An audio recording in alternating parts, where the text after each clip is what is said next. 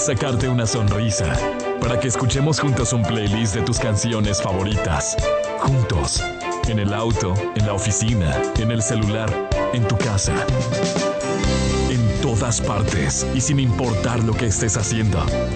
Cuando apenas despiertas, mientras te duchas, desayunas, mientras hojeas las redes, cuando sales de casa, cuando vas por la calle, cuando regresas y hasta que logras dormir. Estamos aquí para acompañarte. Hemos estado siempre. Entre tú y nosotros, la distancia física no es nueva. La compañía, el afecto y la confianza tampoco. Somos la radio. Exa FM. El siguiente programa es de opinión, apto para todo público. Gracias al auspicio de... Con BDP Wallet, realiza tus compras sin necesidad de revelar los datos de tus tarjetas Pacificar. Pacificar. Historias que vivir. Banco del Pacífico. El depósito a plazo fijo de la Cooperativa Policía Nacional te permite invertir en tu crecimiento con las mejores tasas de interés desde montos pequeños. Todos podemos ser inversionistas. Llegó el momento de volver a vernos en reuniones productivas y seguras. En San José de Puembo encontrará el ambiente ideal. El mejor invento para ver el fútbol es DirecTV. Llama al 1-800-333-444. Con el programa Ganas y Punto de Andalucía, refiere un socio, acumula puntos y canjealos por premios. Andalucía, hagamos que las cosas pasen. Usa la mascarilla. Quito se cuida. Alcaldía de Quito. Estamos de vuelta. El Dorado Restaurante, cocina peruana e internacional. La OID está hecha de excelencia académica. Llegó de una. La app que te permite pagar y cobrar plata directamente desde tu cel, con la confianza de Banco Pichincha.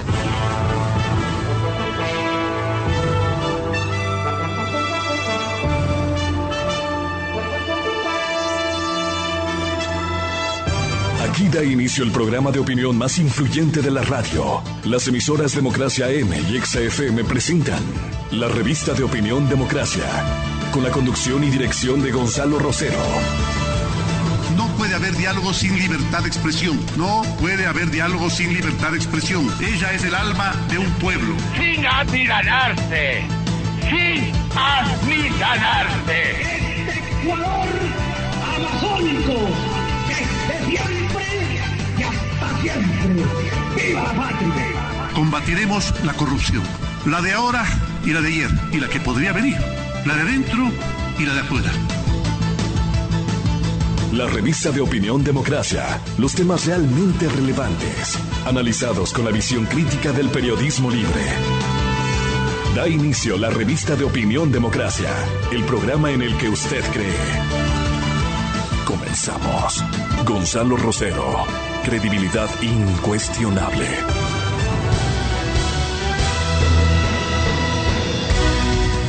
Buenos días, amigas, amigos. Estamos iniciando esta mañana de jueves 29 de octubre, un poco fría, no lluviosa como el día de ayer. Vamos a topar algunos temas. Vamos a tener la visita aquí en los estudios de la señora ministra, doña María Paula Romo, ministra de Gobierno. El tema es su juicio político, pero también hay otros, ¿no? Como el del ISPOL, la propia relación como presidenta de ese directorio, lo que está pasando, aquello que anuncian de que el gobierno un poco como que retrocede y abre una posibilidad de no liquidar de Cevale. Comienzan a usar la bandera de Guayaquil para defender no a Guayaquil, sino a un grupo de gente que ha dañado algo que estaba en construcción, como el mercado de valores. Vale la pena tener todas estas informaciones. Estará con nosotros también el señor doctor Fernando Santos, el licenciado Henry Llanes. ¿Seguirá Ecuador haciendo ventas de spot de crudo? Es una de las preguntas que les vamos a hacer, pero además si es que esto es bueno o es malo, pero está también pendiente aquello de que la YPF solicitaba liquidar antemano el contrato de prestación de servicios, la relación con el Ecuador. Esa que ha sido buena, que ha tenido, yo diría, una relativa estabilidad, pero que nos lleva a pensar qué tiene detrás esta solicitud que faltando, no sé si 2 años o un poco menos tal vez, para terminar el contrato, y hacer el acta de entrega-recepción con todo lo que eso significa para que asuman su responsabilidad, si es que hay remediación ambiental sobre todo. Comienza una venta o la intención de venderla de vender este contrato para que otra empresa, y una no muy calificada, no con los carteles, podríamos decir, en virtud de ser española, que la YPF, pueda responder por eso. Después estaremos con el señor doctor Miguel Ángel Puente, el especialista en Derecho Laboral, el doctor Guillermo Córdoba, especialista en Derecho Laboral también, y el ingeniero Rodrigo Gómez de la Torre, el presidente representante de los empleadores. Él es el presidente de la Cámara de Agricultura, pero uno dice, ¿se podrá actuar con nuevos modelos de contrato? ¿Tendremos esta facilidad? ¿Comienza estas nuevas modalidades de relación laboral con alguno de los sectores? Sí, todo esto va a estar en nuestra agenda en este día. Estamos esperando el ingreso de doña María Paula Romo, que está por llegar, ¿no es cierto? No, nos han dicho que eso es. En otros ámbitos, el día de ayer comentaban ¿no? Las personas en la calle. En Riobamba se ha hecho un operativo sobre el uso de niños. Eso era un tema que había bajado, pero hoy nuevamente comenzamos a ver, no solo en Riobamba, donde se encuentra ya una red, digamos así. Comenzamos a observar también niños y la utilización de estos niños por parte de personas mayores para que sean un gancho y sensibilizar seguramente al que ve en el auto, al que está caminando, siempre que exhiben un niño en el pecho, en los brazos, como que comprometería adicionalmente para tener un comportamiento con ellos y sobre todo obtener recursos, ¿no? Entendemos cómo la pobreza se está generalizando, pero la utilización de los niños, o sea, los papás hagan lo que deban hacer, pero los niños, hay que defender a los niños, y este es uno de los temas importantes para que el Ministerio de Inclusión Social pueda atenderlo, pero este mismo ministerio tiene otros conflictos. Hemos visto ya hogares de ancianos, hogares de niños, que sus trabajadores están 4, 5 y hasta 7 meses, nos decían unos, sin salario y sin los aportes para el servicio que deben prestar. Todo esto en virtud de los conflictos que tenemos económicamente. Está ya la presencia de la ministra de Gobierno. Ministra, bienvenida, buenos días. Un gusto.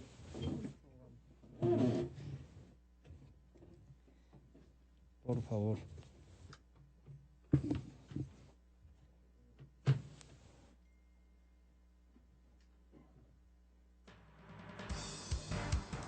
Muchísimas gracias por acompañarnos y por venir al estudio, además, ¿no? Que es un tema bueno, porque comienza, diríamos, con gusto aquí se puede da un mensaje de que cuidándose se pueden hacer algunas actividades, ¿no? Nosotros siempre usamos la mascarilla, incluso nos cambiamos para no tener una que tenemos incluso con la radio, para tener un mensaje del uso. Pero agradecemos que cuando vienen acá, sí, no usen para que puedan tener mayor libertad. Y es mucho mejor que desde el Zoom, ¿no? Siempre la parte humana. Bienvenida, doña María Paula Romo. Bueno, comencemos con esto que es,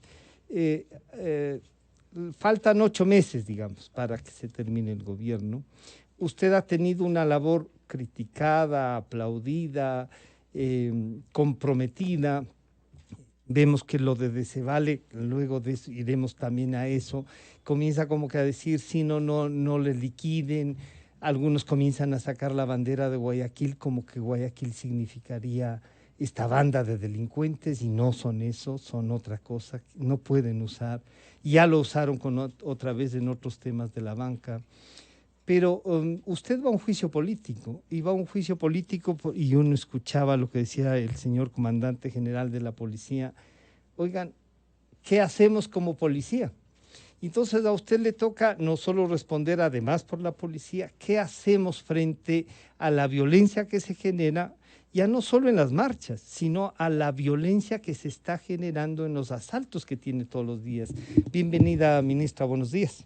Buenos días, Francisco, qué gusto poder acompañarles y en Muchas efecto gracias. Hay que adaptarnos. La tecnología yo creo que se va a quedar aquí por mucho que ya vayamos superando las etapas más difíciles, que no hay que confiarse.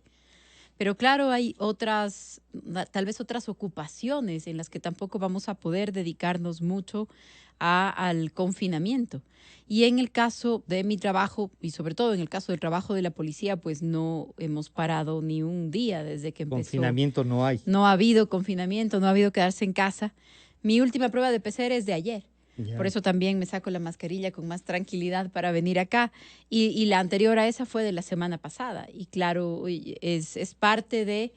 Desde el cuidado y la responsabilidad que tiene y lo que se tiene que convertir la rutina, dependiendo de qué actividades uno tenga y demás, ¿no? Pero creo que esto es muy importante. Estamos, y aprovecho su pregunta sobre la mascarilla y demás, para hablar de lo importante que es este feriado.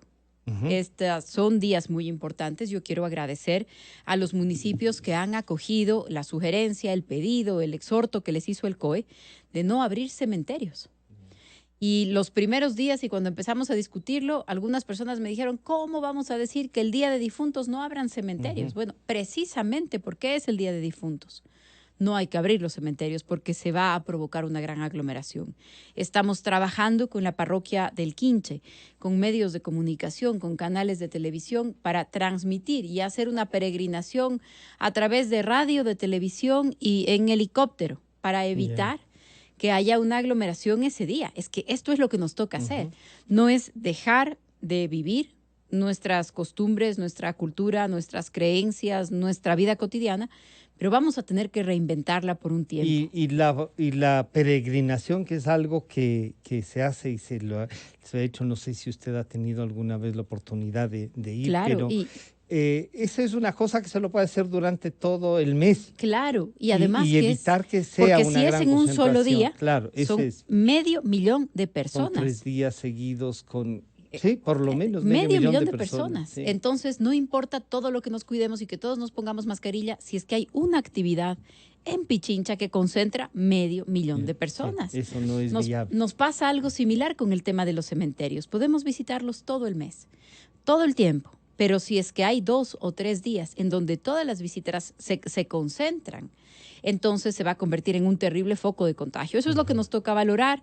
120 municipios del país han decidido ya cerrar. Pero hay como 27, dicen 27 que dicen que no van a cerrar. En mi último registro Cuenca, teníamos 41 que no iban a cerrar. Esto fue ayer. Ojalá algunos hayan cambiado de opinión y entonces el número es más bajo. Ojalá que sí. Pero es parte de lo que ya está en una responsabilidad compartida entre las autoridades, las familias. También. Así es. Los municipios en eso han tenido una responsabilidad. Tienen otras quejas también de la relación del financiamiento y uno dice ahí están algunos de los problemas del modelo del que estamos viviendo, ministra. Así es, Francisco. Cubierto el tema de lo que va a pasar para en el tema del feriado, porque yo creo que es muy importante. Sí, es muy importante que se pueda visitar, no sé, 2, 3 semanas, todos los días que se puedan ir, que se pueda... No necesariamente que se convierta el 2, en el mes, el 1, en el 2, el mes claro, entero para esta vivencia, ¿no es cierto? De nuestra que cultura. Es además una cosa de revivir los sentimientos, de encontrarse, de reencontrarse a veces. Porque no es posible solamente decir volvamos a confinar y volvamos a confinar y volvamos a confinar. Bueno, ya vemos lo que pasa en Europa, ¿no? Francia, España. Vio usted la reacción de la población en Italia. Y en Italia. Luego de los anuncios del confinamiento. Entonces hay que tener mucho cuidado. Hay un equilibrio. En esto, ¿no? Así es, hay un equilibrio que buscar. Y permítame hilar eso con su siguiente, con su otra pregunta, que era sobre el tema de la violencia. En efecto, tenemos muchas de las tensiones exacerbadas en el país, no solamente en violencia criminal, en donde tenemos una incautación de droga que este año va a superar todos nuestros récords. Tenemos lo que estaba confinado parece que se desató. Sobreestoqueados aparentemente, además en nuestros países vecinos que están mucho más restringidos que nosotros, porque nosotros abrimos antes aeropuertos, por ejemplo, porque no hemos dejado de tener en funcionamiento los puertos y probablemente eso se convierte en un interés para pasar por aquí la droga, así que hemos subido en más de 20 y pico de toneladas la incautación con respecto al mismo periodo del año pasado, es muy grande. Tenemos solamente relacionado a estupefacientes más de 9.400 personas detenidas en lo que va del año.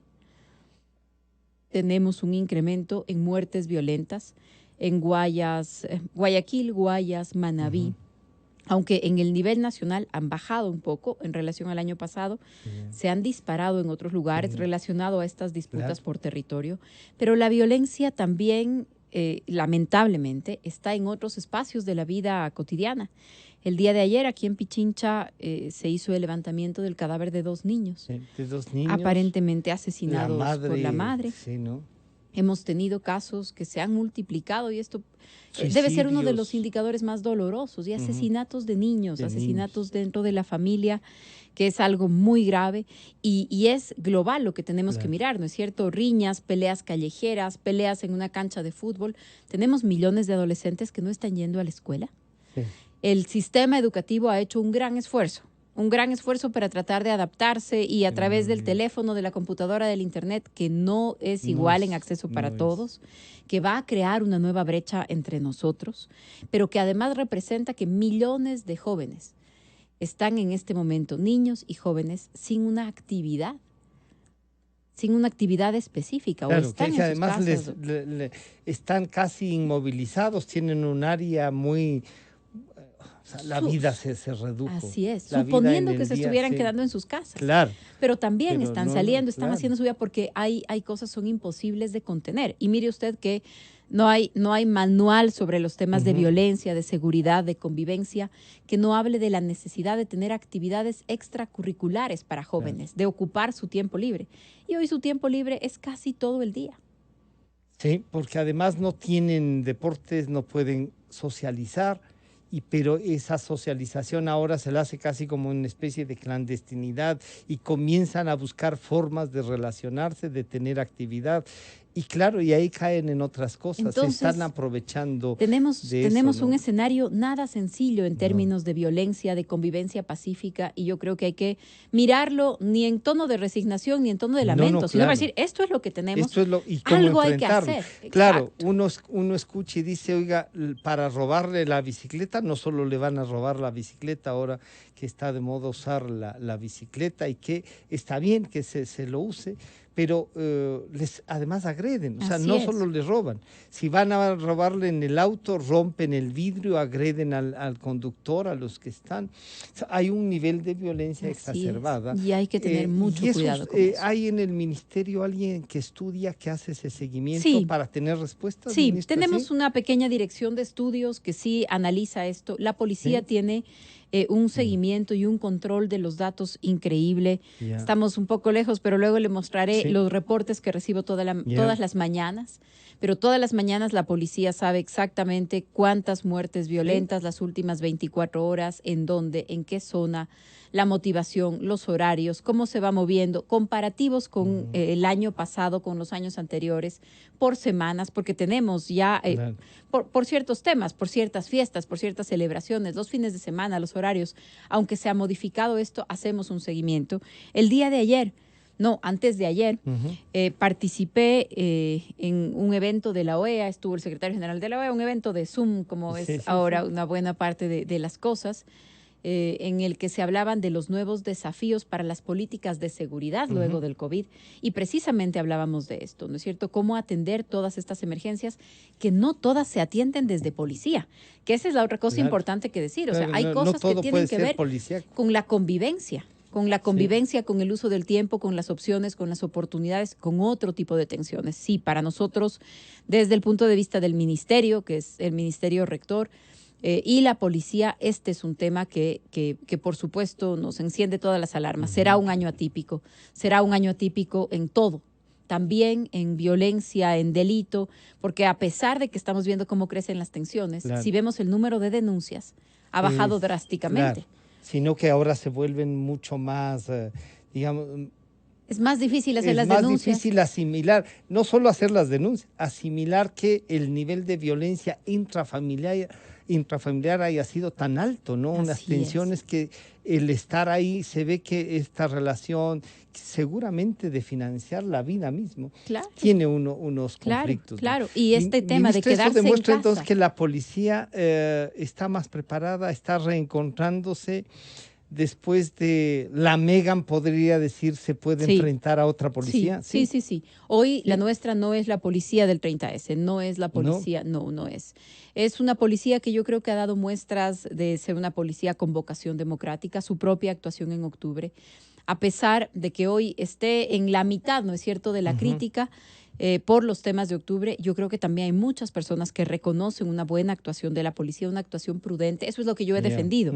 Y el otro día comentaba, y yo le decía precisamente a un periodista que me decía, pero ¿cuál es tu prueba de que la actuación fue prudente? Yo le decía que la mitad del país cree que la policía debe haber sido más dura y la otra mitad cree que debe haber sido más suave.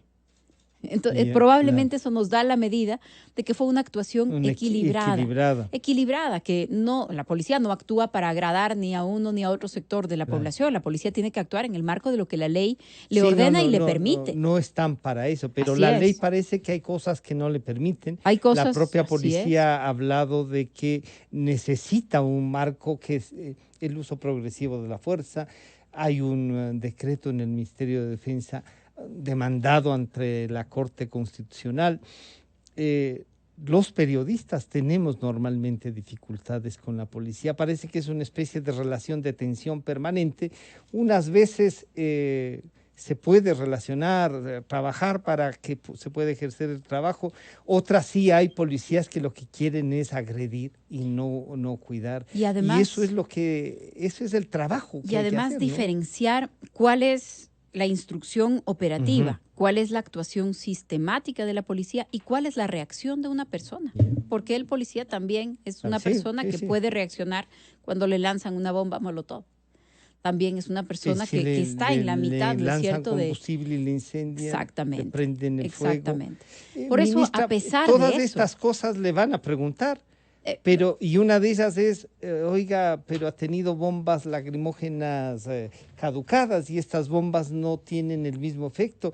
Y por eso es que, no sé si tenemos de doña Amapola Naranjo la declaración que dice que no sirvieron las bombas para defenderse los policías al mismo tiempo de que depende le dice, quién pida usted la declaración. Claro. La señora Amapola Naranjo dice que las bombas eran más tóxicas. El señor Gómez dice que las bombas, como eran menos tóxicas, pobres policías, no se les ha dado suficientes herramientas. Y esto es parte de lo que caracteriza este juicio, ¿no? Que no queda claro ni por qué negocian. Pero escuchémosle, van a ubicarle la declaración de los dos. Pongámosle de Amapola Naranjo y de Roberto Gómez, que recordarle más que a la ministra que ha estado en el juicio, a la ciudadanía. Como ya lo dijimos, el juicio anterior a esta señora fue archivado por la anterior Comisión de Fiscalización con base en un pacto político sucio de blindarla y de garantizar su impunidad. En esta vez estamos llevando a cabo ya este otro juicio segundo, que es por los hechos de octubre. Y ahora el tercero es por este tema de la corrupción y el reparto de hospitales. La corrupción es tanta, decía, que ya nos viene el caso de Ispol. Y también por ahí se escucha que hay otro problema con la señora. La ministra de Gobierno es responsable política por esto en base a las dos investigaciones que está haciendo. Por un lado la Fiscalía y por otro lado hizo la Asamblea Nacional. Y en este sentido, pues las pruebas son absolutamente irrefutables y son contundentes. Yo creo que lo que se exigiría de tener dignidad, pues habría sido la renuncia. Si el nombre de la ministra de Gobierno fuera otra, pues probablemente no tuviera tanto blindaje. pero aquí no se trata de nombres, se trata de funcionarios. Se trata de que sistemáticamente, si hasta el ministro de Salud ha reconocido en sus comparecencias en las comisiones que se investigan reparto de hospitales como cuotas políticas en al menos 20 provincias, esto no es una cuestión puntual, es una cuestión sistémica. El Ecuador no puede tolerar y no se puede acostumbrar a vivir y convivir con los funcionarios corruptos que están en el gobierno. Ahí tiene dos planteamientos. El uno con el que iniciaron el juicio, que es lo de octubre, y que seguramente la base es esta tensión, si se ejerció más o menos fuerza, si estaba la ciudadanía bien o no cuidada, y también si se respetó el derecho a la protesta. Hemos visto y hemos hecho análisis durante todo este año de lo que pasó, y más aún al cumplirse, digamos, un año de esos hechos. Ministra, ¿siente usted que algo tiene que responder? Y de una vez ahí, ¿por qué las bombas lacrimógenas estaban caducadas? Por supuesto, yo sobre todo tengo que responder, porque eso es ser responsable, ¿no? Es responder. Y como funcionaria pública tengo que responder sobre todo. La pregunta es, ¿de qué me están responsabilizando? O sea, ¿qué pretenden que sea mi tarea o mi responsabilidad? Dicen que el nombramiento de gerentes de hospitales, de gerentes que fueron nombrados en el gobierno anterior, algunos. Estaban ahí durante todo, que sí. O sea, pero se les puede acusar entonces al gobierno de que no les han cambiado. Si están preocupados de cómo se designaron gerentes de hospitales, ¿por qué no han llamado a juicio político a ningún ministro de salud? Bueno, a uno le intentaron. No hay ningún juicio político para ningún ministro de salud. Si están preocupados sobre el tema del IES, no hay ningún juicio político sobre el IES. Ningún juicio político sobre esos temas. El problema no es... Estos son los ejemplos. Sí. Permítame, el señor Mendoza dice en sus declaraciones, mi voto le salvó a la ministra de que haya tenido el juicio político anterior. La votación anterior en esa comisión de fiscalización fue 9-2. 9-2. Supongamos que el señor Mendoza era 8-3. Se sumaba, claro. ¿Cuál era la diferencia? Ninguna. Pero Mendoza en su declaración también dijo, mi voto le salvó a la señora Tamaint. Y esa votación fue 6-5. Y usted ve un juicio político ahí. Y no hay, ese sí se archivó. Entonces, y no lo han repetido. Claro. Y no dicen el pacto político sucio que dice la señora Naranjo. ¿No es cierto? No, esto es una cosa a conveniencia. Y es una cosa que tiene que ver conmigo. Sí, con mi cargo y con mi responsabilidad, pero conmigo. ¿Por qué? Porque ellos presumen, es mi responsabilidad, no es nada más que eso y tampoco es menos, pero ellos lo que presumen es que yo soy la responsable de que algunos de sus líderes hayan sido juzgados. Sentenciados y juzgados. Que soy la responsable y ahí sí plenamente de haber empezado la investigación contra Daniel Mendoza. Y también sobre octubre, yo creo que a una buena parte de la Asamblea lo que le molesta es que detuvimos un golpe de Estado. Al menos al correísmo lo que le molesta es que su plan de golpe de Estado se frustró. Y me parece que no fue solamente gracias a la labor prudente de la policía, sino que fue porque hay una vocación democrática en el país que no estaba dispuesta a darle paso a eso. También confluyeron fuerzas políticas. Confluyen fuerzas políticas. Que si no querían asomar respaldando al gobierno, no querían tampoco un rompimiento de la democracia. Así es, por eso yo creo que es un tema de una vocación mayoritaria. La población no se inclinó de forma general en ese sentido. La Asamblea no jugó a eso como en otros episodios en el país. Las fuerzas políticas prefirieron, ¿no es cierto? Algunas directamente decir aquí no se puede dejar al régimen constituido. Otras dijeron no, la transición es tan compleja que es mejor que la pasen otros. Creo que también hubo todo eso. Sí. Pero si nos concentramos... Ha ido sumando estos 4 años eso. Si nos concentramos en los hechos de octubre, para mí claramente son el pretexto. Bombas lacrimógenas caducadas. Por favor, que no se acuerdan lo que fue octubre. Ciudades sitiadas, 94 puntos viales bloqueados, no podíamos pasar ni llevar medicinas a los hospitales, ambulancias atacadas, fuentes de agua, torres de transmisión de radio y de televisión y de comunicaciones, aeropuertos, vías. Ya llegamos a estar completamente desabastecidos en muchas ciudades del país de alimentos, de gas. Y además la propuesta era justo desabastecer la ciudad. Llevar a la asfixia al país. Sí. O sea, secuestrar al país, someterlo, asfixiarlo. ¿Qué esperaban que haga la policía?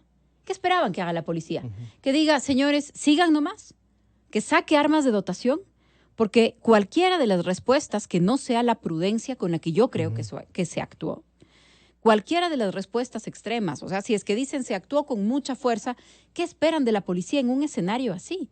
Que la policía se quede mirando, que les tome fotos con el celular, que les haga un cordial llamado a apagar el edificio de la Contraloría. O que pase lo que pasó en la Casa de la Cultura. Exacto. Donde que sean secuestrados, agredidos. Y les agredían y además les humillaban públicamente. Y aún en esas circunstancias. Por eso es que yo digo, lo primero que necesitamos es que los interpelantes se pongan de acuerdo si es que me están acusando de actuar con mucha fuerza o con muy poca fuerza para ver de qué me defiendo.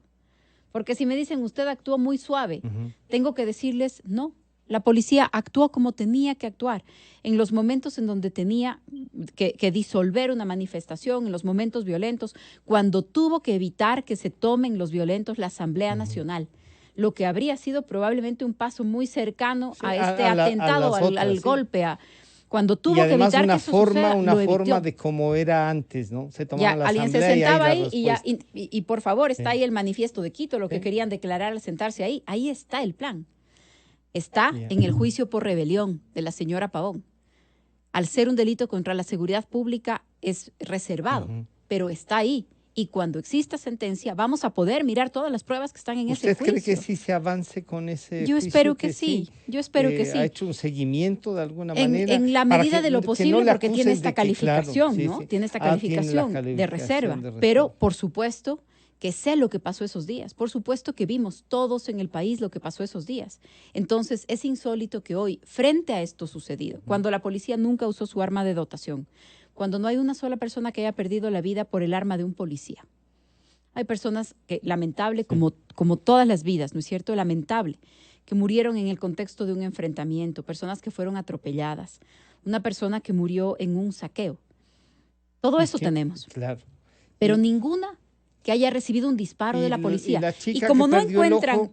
Hay varias personas que perdieron un ojo. Hay una que dice que conversó con usted y que la han usado mucho y que usted le dijo que el error fue haber conversado en realidad, porque le pregunté si tenía atención médica y me dijo que tenía atención médica porque está casada con un militar. Entonces, esa fue toda la pregunta. Me acompañó una abogada de mi despacho, una amiga mía me pidió que la reciba porque me dijo está muy angustiada, necesita que la escuchen. Yo la escuché. Me dijo, sí tengo atención médica, me atendieron en el hospital militar. ¿Le ofreció algo usted? De ninguna manera, no, de ninguna manera. Le dije que si necesitaba algo me escriba, me llame, si es que necesitaba algo de atención médica me refiero. Y luego es candidata del correísmo, es candidata asambleísta del correísmo en Pichincha, entonces todo lo demás se ha convertido en parte de su discurso político. Pero solo quiero cerrar. Perdóneme, sí, para que cierre, capaz que uno podría pensar es candidata del correísmo porque no encontró una respuesta de alguien y quiere buscar que se atienda a ese ministro. Uno puede pensar muchas cosas. Sí, puede pensar muchas cosas. Pero lo que le decía es, en medio de un contexto de esta violencia tan terrible, en donde también policías perdieron los ojos. También. Sí. Porque es parte de este riesgo, es parte de este riesgo terrible, ¿no? Es parte de este riesgo terrible de una persona que se pone en primera fila en un enfrentamiento. En el caso de los policías, porque es su vocación, porque es su trabajo, y en el caso de un manifestante, entiendo yo, porque así lo decide, ¿no es cierto? Se pone en un riesgo que llegó a ser tan duro para ambos lados. Sí. Pero le decía yo que en medio de un escenario así, no es un juicio político porque hubo una instrucción de usar armas letales. No es un juicio político porque haya habido un ataque sistemático. No es un juicio político por una persona que haya sido una acusación de una desaparición, de un secuestro, de una privación ilegal de libertad. Es un juicio político porque han estado caducados algunos cartuchos de las bombas lacrimógenas. ¿Qué tiene como efecto eso? Tiene como efecto que es menos tóxico. Suena, sale el gas. El gas incomoda, que es sí tiene algún efecto. Claro, tiene un efecto. Pero no el alto nivel de efecto. Un poco menos tóxico, es muy difícil determinar si es mucho, si es poco, y algunos de estos cartuchos se usaron. ¿Por qué? Porque el país se caía, pues, porque ese era el material que tenían los policías. ¿Qué es lo que sugieren? Que como las bombas lacrimógenas estaban caducadas, saquen pistolas. Es que es absurdo, es un pretexto. Pero en el pretexto que tiene que ver más conmigo que con octubre, están mandándole un mensaje muy peligroso a la policía.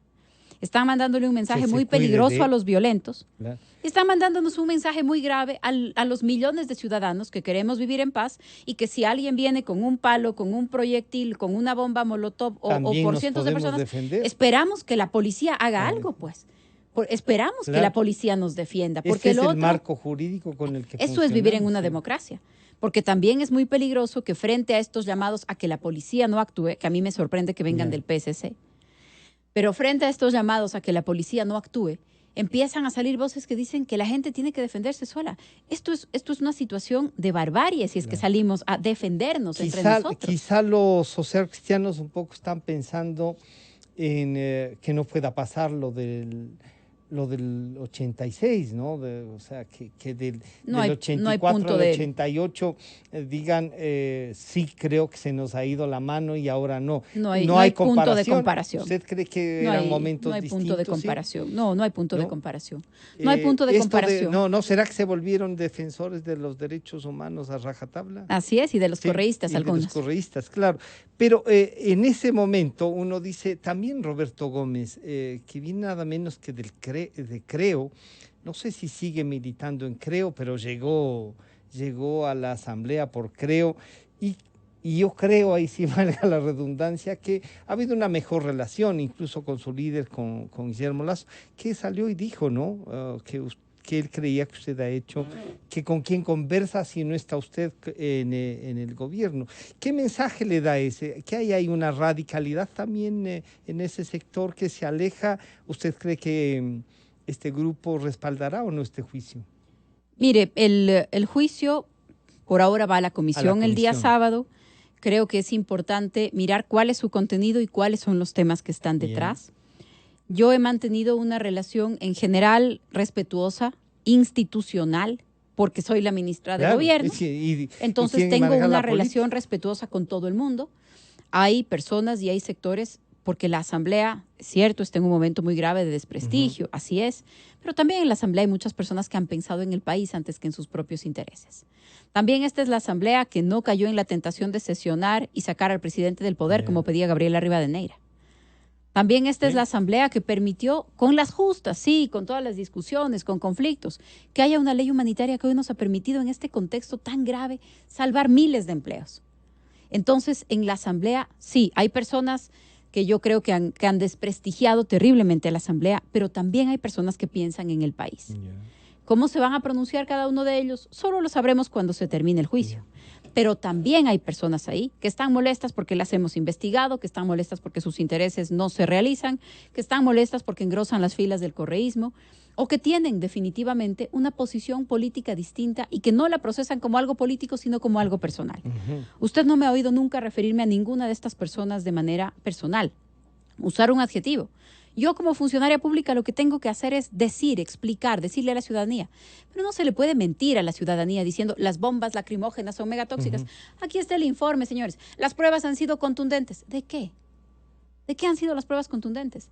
El señor Gómez llegó a decir la semana pasada, como la ministra de Gobierno no fue al ágora de la Casa de la Cultura a encargarse de la seguridad de los periodistas. Entonces el señor Vargas les tuvo que dar seguridad a los periodistas. A mí me parece una afrenta para la treintena de periodistas que fueron secuestrados ese día, para la agresión cobarde que sufrió Freddy Paredes. Que este señor diga, el señor Vargas le dio seguridad a los periodistas de este país. Claro, si eran los actores de ese momento, ellos los secuestraron. Era el y que uno le vejaba. Ve el discurso y vejaba públicamente. Vejaba públicamente a los periodistas. Y Les obligó esta semana a hablar. en la Fiscalía, ¿sabe qué hizo? Pidió que sea pospuesta su versión porque tiene que ser tomada en Shuar, porque no puede dar la versión en español. Bueno. ¿Y sabe qué dijo el señor Issa esta semana? También quiere hablar en quichua. Que como la gente, la turba, estaba tan enardecida, él lo que hizo es proteger a los periodistas y a los policías para que la multitud no les haga nada. Que por eso ellos como líderes les han tenido que proteger. El discurso del señor Gómez. ratificado el discurso del señor Gómez. Claro, no, pero las tomas, y ahí están, usted puede ver, los de Democracia es TV. Increíble, exacto, es increíble cómo llegamos a un Vargas punto. Y cómo agrede, pero al oficial, y después, mire. Y que la asamblea, después de esto, la asamblea diga, a la policía se le pasó la mano. Claro. La policía hizo un ejercicio de contención ese día. ¿Se imagina usted lo que habría sido? ¿Se imagina usted lo que habría sido que la policía decida entrar ahí? ¿Usted va a llevar estas tomas? No creo, Francisco. Me parece que todos los asambleístas lo han visto. Fíjese esa agresión. A mí me parece que todos lo han visto. Oficial de Estado Mayor, ¿no? Un coronel, así es. Creo que todos los asambleístas lo han visto. No me parece que eso sea lo que falta. Lo que falta. Así es. Me parece, ministra, que el país entero lo vio. Usted ha tomado temas que son muy difíciles. Le toca y claro, es la ministra de Gobierno, hace política y desde muy joven. Y va a tener muchos años de hacer política, la podremos criticar en algunos casos. También, de hecho, lo hemos hecho en algunas cosas que creemos que no. Siempre me gusta recordarle su pasado correísta de la Asamblea. Usted ha explicado también eso. Muchas de esas cosas que están en esa Constitución y que ahora pueden servir de bandera para este juicio incluso, no se les fue la mano en esa Constitución, o como dicen, oigan, no es la Constitución ni la ley. También hay una actitud democrática y hay un grupo que no cree en la democracia. Yo creo que es interesante, más allá de si lo dice, no lo dice la Constitución o desde cuándo lo dice. Creo que hay temas de fondo como debate nacional y temas que están profundamente distorsionados. Ejemplo, ¿qué parte del pluralismo jurídico o del Ecuador plurinacional está en la Constitución? ¿Qué parte de eso le permite a alguien secuestrar a un policía en este país? Ninguna. Ni aquí ni en ningún lugar del mundo. Ni aquí ni en ningún lugar del mundo. Y si echan mano del discurso, es que es nuestra justicia indígena y estamos por donde vamos, ahí se aplica la justicia. No importa porque es una distorsión. Es decir, el discurso no puede ser usado a conveniencia. Y los límites están en la propia Constitución, pero además es un tema que no es solamente del Ecuador. El Ecuador firmó el convenio 169 de la OIT sobre derechos consuetudinarios. Ya ves. Hemos compartido esa responsabilidad. No, es que es lo correcto. Está bien. De la Comisión de Asuntos y está bien, es lo correcto. El Ecuador tiene que hacerlo. El Ecuador es un país plural y diverso. Significa que este país plural y diverso puede en cualquier momento alguien sentirse por fuera de la ley, secuestrar a 400 policías y militares, luego quedar impune frente a eso. Y a todo eso ponerle el nombre de derechos consuetudinarios, no es verdad. Y hay que discutirlo. Y hay que discutir eso y hay que discutir exactamente qué significa. Así como tampoco es derecho a la resistencia quemar la Contraloría. Pero, y después viene eso, ministra, podrían decir, oiga, pero de la Contraloría ya se han ido los que les detuvieron. Hubo dificultades con ese grupo de venezolanos que tenían que los detuvieron para investigación. Todo eso le van a plantear. Y claro, no hay ninguna decisión sobre los que dirigieron esto, tampoco hay presos ni resolución sobre el incendio de la Contraloría. Nos quedamos un poco ahí en el limbo y ellos se pasean en cambio acusándola. Así es. Eso va a ser lo que más llama la atención, ¿no es cierto? Tuvimos detenidos por el incendio de la Contraloría, detenidos por rebelión, todas las personas están libres. El agresor de Freddy Paredes pagó una pena de 4 meses de cárcel. Los que se tomaron los pozos petroleros fueron sentenciados, entre ellos un asambleísta. No ha dejado de ser asambleísta. Y va a votar. Y va a votar para destituirme. Entonces yo voy a ser la culpable de lo que sucedió. Esa es la gran, de lo que ellos hicieron, ¿no es cierto? Esta es la gran ironía de lo que está pasando y por eso creo que es parte de lo que yo le recordaré a la Asamblea. Y como yo lo decía antes, es el mensaje que se está mandando al país, a los violentos, a la policía. Y creo que es lo que tenemos en el fondo, porque los funcionarios somos circunstanciales. En un mes o en 6, yo dejo de ser ministra de Gobierno, pero la policía sigue siendo la policía.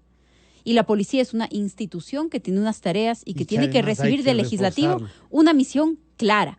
Que sea una misión, un mensaje a la policía en donde la policía tiene límites, tiene que actuar con legalidad, pero también debe tener la posibilidad de actuar. Hablábamos hace un momento de cómo todas las violencias están disparadas. Están todas. ¿Qué le vamos a pedir a la policía?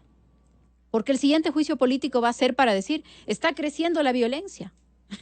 Sí, sí. Claro. Bueno, ya le anuncian Claro. otros. Sí, Y está creciendo la otros. violencia. Entonces, hay que evitar esta especie de confusión, de ambivalencia, de cinismo de los asambleístas, en donde buscan a conveniencia los argumentos. Tengan una línea clara. Si es que hay alguien que cree que la policía no debe actuar, que no es legítimo el uso de la fuerza, que busca el comunitarismo, porque hay, ¿no es cierto? Hay una línea hoy en el país que está discutiendo esto. Forma de pensar. Entonces, discútanlo, pero no un día por qué no usan la fuerza y el otro día por qué la usaron.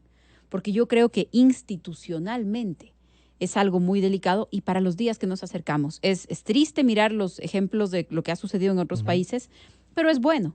Sí. Y hay que mirarse en el espejo de lo que ha sucedido con las policías en nuestros países vecinos y en los países de la región. Y yo creo que pueden ser desactivadas en algunos casos o usadas para maltratar. Y también pueden excederse. Usaron, y también, claro. o sea, Sí. y la nuestra es precisamente la que ha podido mostrarse en un justo medio, que yo creo que ese es el equilibrio que se necesita. Fuerza cuando hay que usar la fuerza, prudencia cuando hay que ser prudentes, aún si tengo a uno de mis coroneles secuestrado en televisión nacional. Fuerza, contención, disciplina. Porque de lo contrario era una espiral de violencia que no sabíamos a dónde nos iba a llevar. No sabíamos dónde iba a salir, sí. Así fue. Y el propio diálogo, esa capacidad del presidente de la República de aceptar una agresión en cadena nacional y tolerarla en busca de la paz. Y luego sentarse con ellos. Decimos, sí, sentarse y con luego ellos. Sentarse con esos dirigentes. Sáquenle a este fulano de tal, ¿no? A patadas. Y luego sentarse con esos dirigentes. Yo creo que octubre fue eso. Yo creo que en octubre... desde el gobierno, empezando por el presidente y pasando por la policía, la actuación fue una actuación de no caer en provocación, de evitar que la violencia escale más y de buscar siempre y de escoger la paz por encima de cualquier otra cosa. Ministra, hay $800 millones en juego y pueden ser 800 millones de razones para que usted no esté ni siga ahí. Ese es Pero uno vemos el motivo discurso, más importante del juicio político. Y uno ve el discurso, esta parte de se vale ya se va a salvar. Mire, esta es la parte más importante del juicio político, porque yo creo que este es un golpe muy duro para la policía, pero para el mercado bursátil en el Ecuador. Sí. Es muy delicado lo que ha sucedido. Voy a ver si tengo a la mano unas cartas de Decevale. Mire, a ver, tal vez para poner en contexto a quienes ahora nos escuchan. ¿Qué es Decevale? Decevale es depósitos y custodia de valores, ¿no? Entonces, ¿qué hace Decevale? Es el compensador, es el pagador, digamos, de la bolsa de valores, del mercado de valores. Del mercado de valores, de todo el país. Que negocian ¿sí? Las bolsas, de todo el país. En el Ecuador, aunque es un país pequeño, hay dos bolsas de valores, una en Quito, una en Guayaquil, pero Decevale es el compensador y el custodio de estas dos bolsas de valores. El ISPOL es un fondo, tiene un fondo importante, es la seguridad social de los policías. La seguridad social de los policías tiene un portafolio de más o menos $1.500 millones y por ley, quien ocupa mi silla preside el directorio del ISPOL. O sea, quien es ministro de gobierno ocupa la presidencia del directorio del ISPOL. El directorio del ISPOL tiene la obligación de conducir esta institución. El ISPOL es un instituto con más de 200 funcionarios, solamente en su planta central. Es un instituto, claro, es una institución por de sí seguridad misma, social, ¿no? solita. Por sí misma. Tiene su ley propia. Tiene su ley, tiene su legislación, tiene sus mecanismos, etcétera. Cuando yo llego al ISPOL, lo normal para un portafolio tan grande, aunque jamás pensé que iba a descubrir lo que descubrí. Pero lo normal para mí era mirar cuáles eran los protocolos que habían, cuáles eran los procedimientos, cómo se estaban haciendo las cosas y pedir que su órgano de control, que es la Superintendencia de Bancos, nos haga un informe, que entre, que ponga un ojo y que diga qué está pasando. Primer informe de la Superintendencia de Bancos, más o menos medio año después de que yo soy ministra, llega el primer informe y el primer informe era escandaloso. Era un horror. El primer informe decía, porque hay muchas inversiones que tenían ya tiempo. Entonces, no es que yo ocupo la presidencia del directorio y voy a decir, déjenme ver todas las inversiones que históricamente hayan hecho. No tiene sentido. Claro. Pero vio la superintendencia sí. Vio el informe y dijo, la superintendencia dice, aquí hay un terreno que está evaluado en $500,000 y han pagado 15. Literal. Sí. Aquí hay un terreno que estaba con un avalúo de $500,000 y han pagado 15. Aquí hay una serie de operaciones que se llaman cesión de derecho fiduciario. Esto no es correcto, no es una inversión en un fondo, están haciendo como una actividad crediticia, salgan de esos papeles.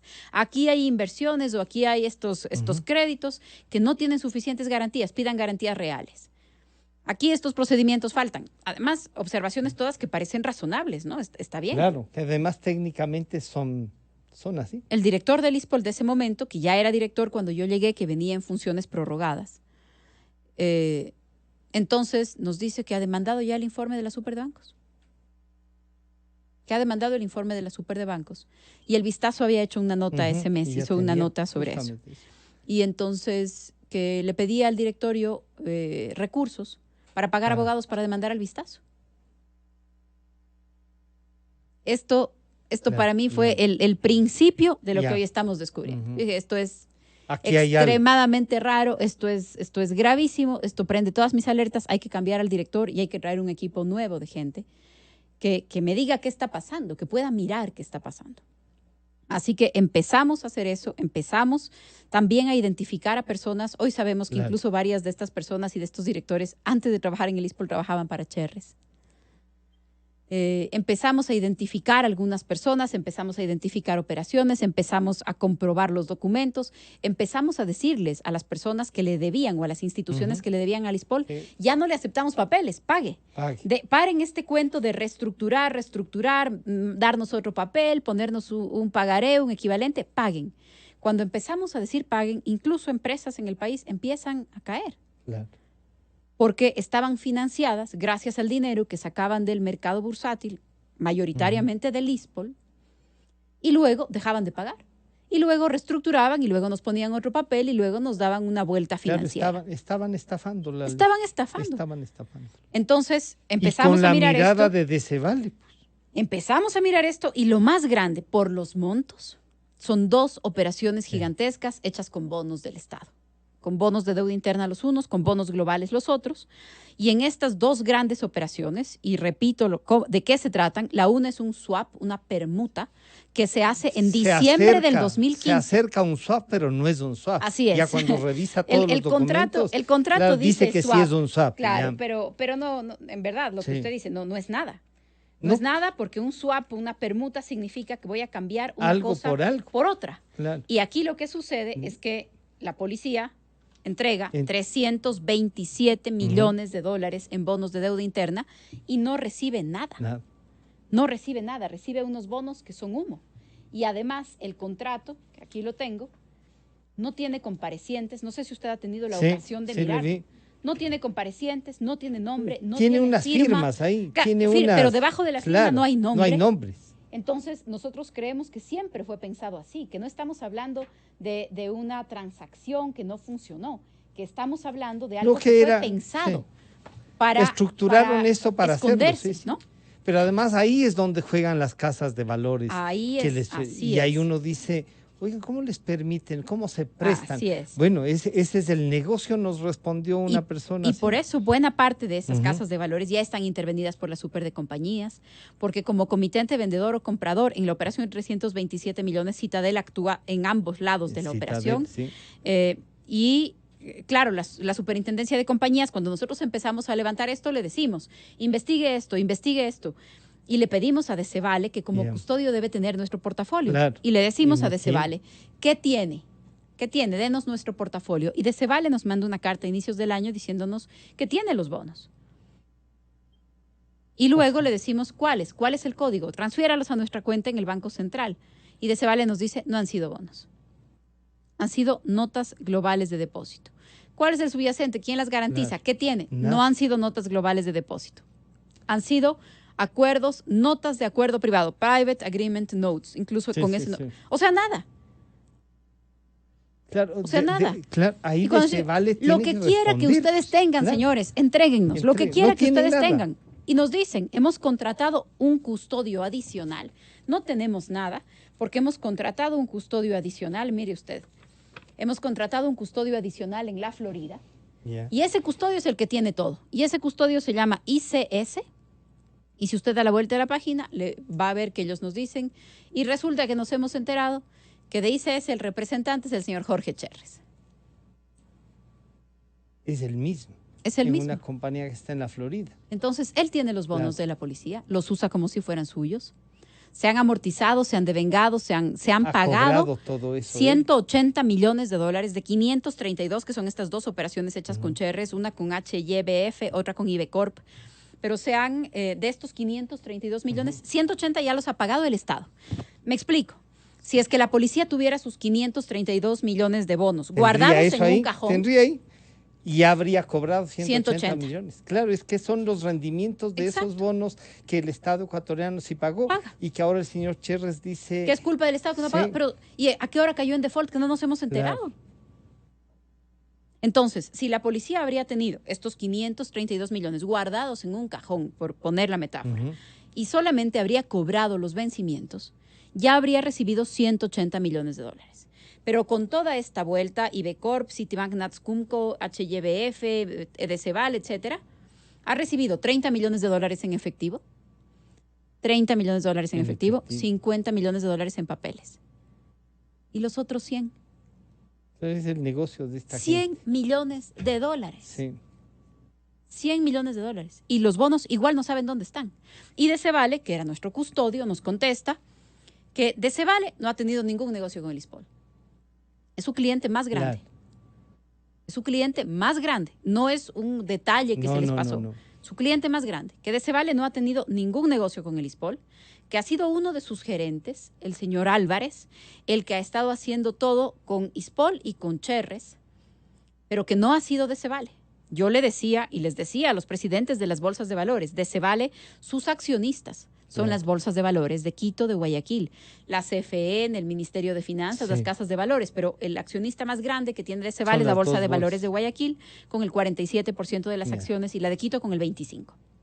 Yo les decía a los presidentes de las bolsas de valores, esto es más o menos como que mi banco me diga, vea señora, el dinero que usted ha puesto aquí, porque estaba ahorrando de toda su vida, no ha tenido el banco, sino que el cajero que le recibía, que estaba aquí sentado, que estaba en la ventanilla, que firmaba los papeles. Y que cobra el sueldo. Que cobra el sueldo. El cajero que le recibía se ha estado metiendo en el bolsillo lo que usted depositaba.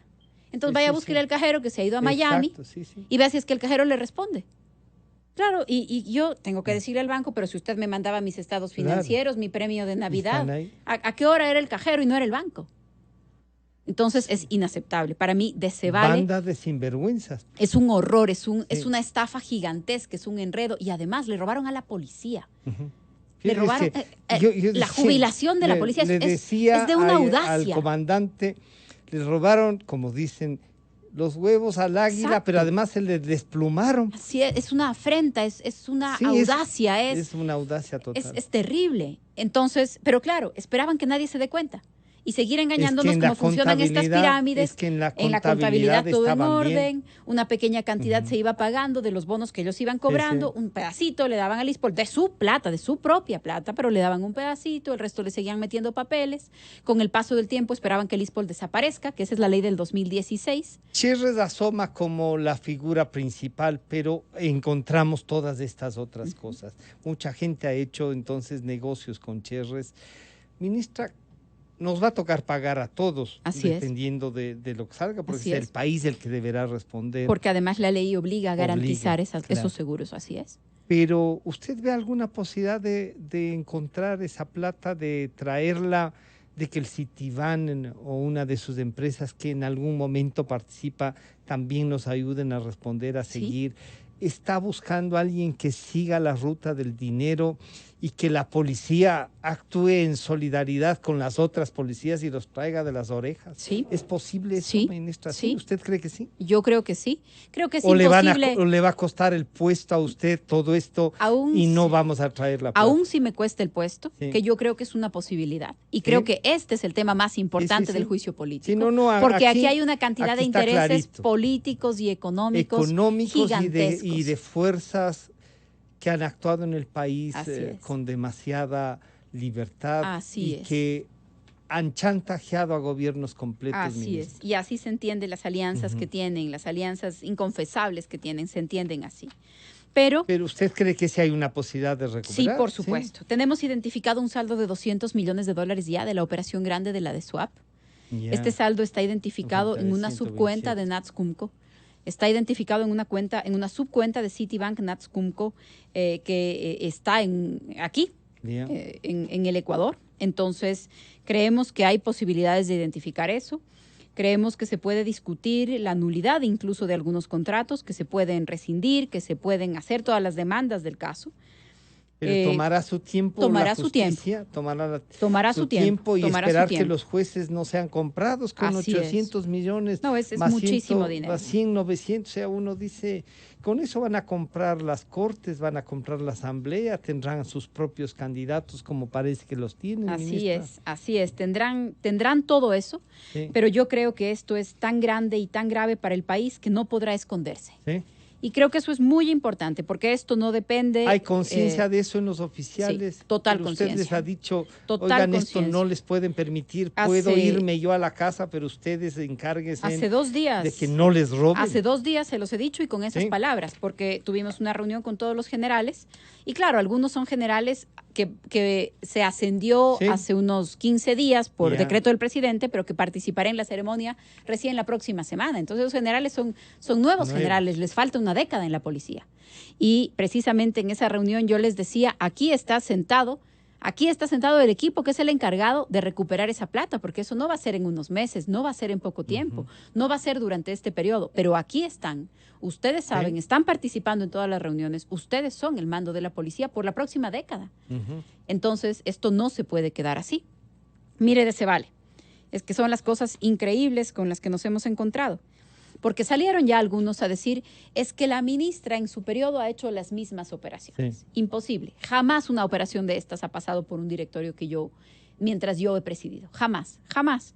Tenemos ya reglas, estas cosas no pasan, pero Cherres seguía teniendo sus ex empleados que venían de ser empleados de él. Y que estaban ahí cubriendo las cosas. ¿Sí? Seguía teniendo sus ex empleados en el ISPOL, y cuando nosotros le decimos, ya no vamos a aceptar papeles, tiene que pagarle a la policía, tenía que pagarle de unos bonos que se hicieron efectivos, que le pagaron a él, a quien quiera que tenga los bonos, a fines del año pasado. Tenía que pagarnos. Y tenía que pagarle a la policía, y dijimos en efectivo. Así es como tiene que pagarle, en dinero, a la policía, al ISPOL. Como nos negamos a recibirle papeles, se consigue un señor, Valverde, que trabaja en el ISPOL, que de su cuenta de Hotmail, no institucional, de su cuenta de Hotmail, le manda al señor Navarro de Decevale, que es el yerno del señor Álvarez, que Decevale le vota al señor Álvarez y dice él solito ha tenido la culpa, pero le reemplaza el yerno. Claro, estaban ahí. Entonces le manda al señor Navarro de Decevale esta instrucción para que le compense los bonos, el ripo, a Cherres. Y entonces, en lugar de que le pague a la policía 19 millones, le dé unos papeles y él compensa y dice, ya está pagado, ya se cumplió esto. Mire usted esta orden de pago de 19 millones de dólares. Se pasan entre ellos. Gracias. Una orden de pago de 19 millones de dólares, que para mí la pregunta evidente es, ¿quién la ordenó? Porque es de enero del 2020. Y con eso dicen, es que la ministra ha hecho lo mismo. No, se equivocan, señores.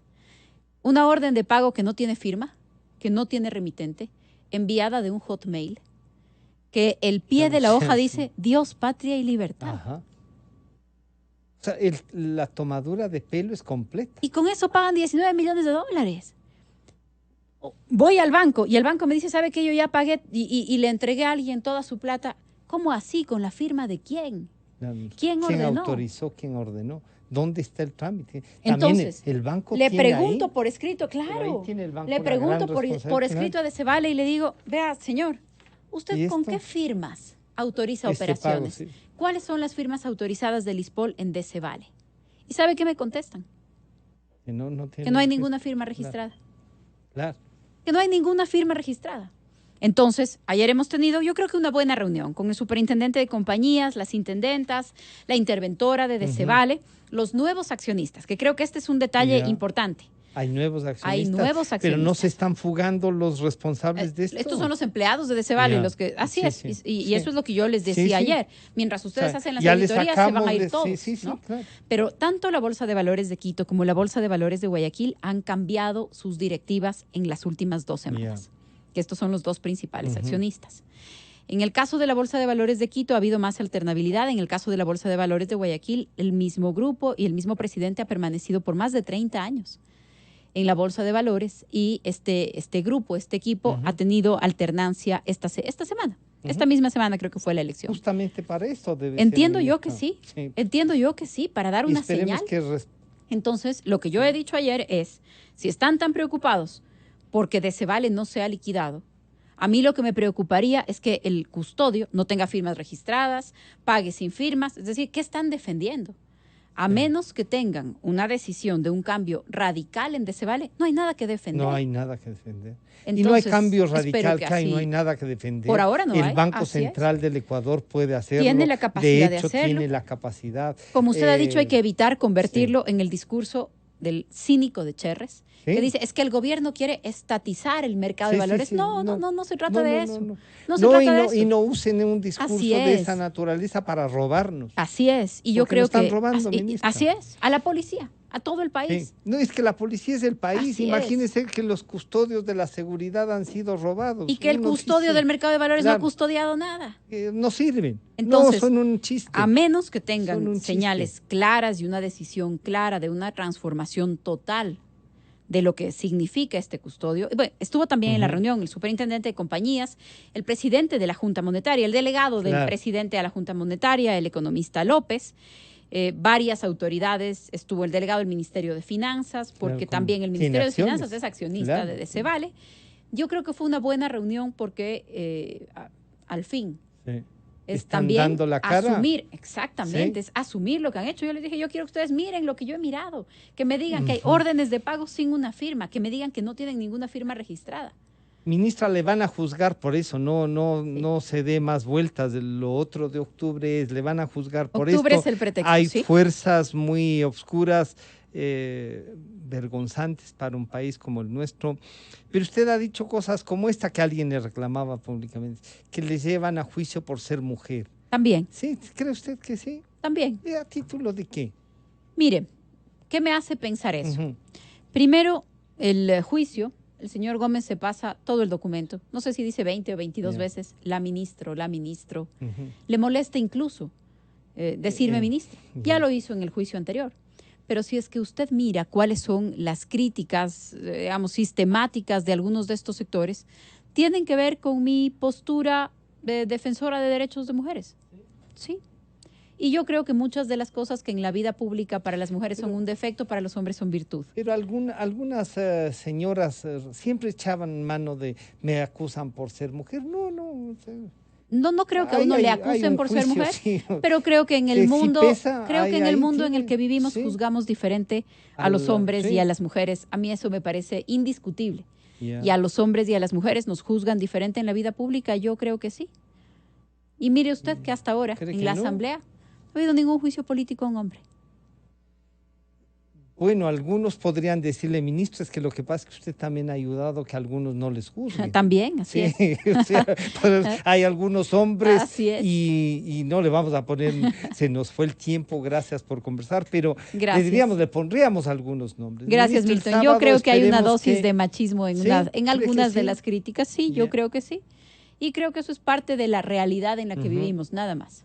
Ministra, que le vaya bien. Gracias, que Francisco. Responda, como usted ha dicho, que responda. Yo no tengo problema en decirlo, lo he reconocido, le he criticado varias veces, pero creo que usted hace el gobierno, es la base de este gobierno y está en riesgo. No sé para qué estos 6 meses, al acusarla, ustedes están acusando al gobierno en general.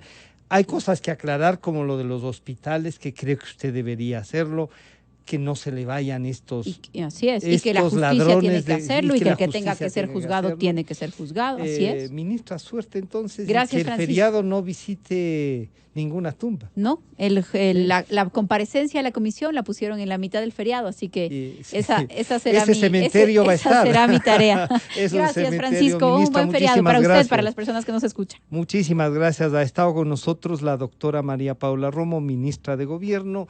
Enseguida volvemos. Calidad, innovación, completamente democracia. Inicio de espacio promocional y publicidad.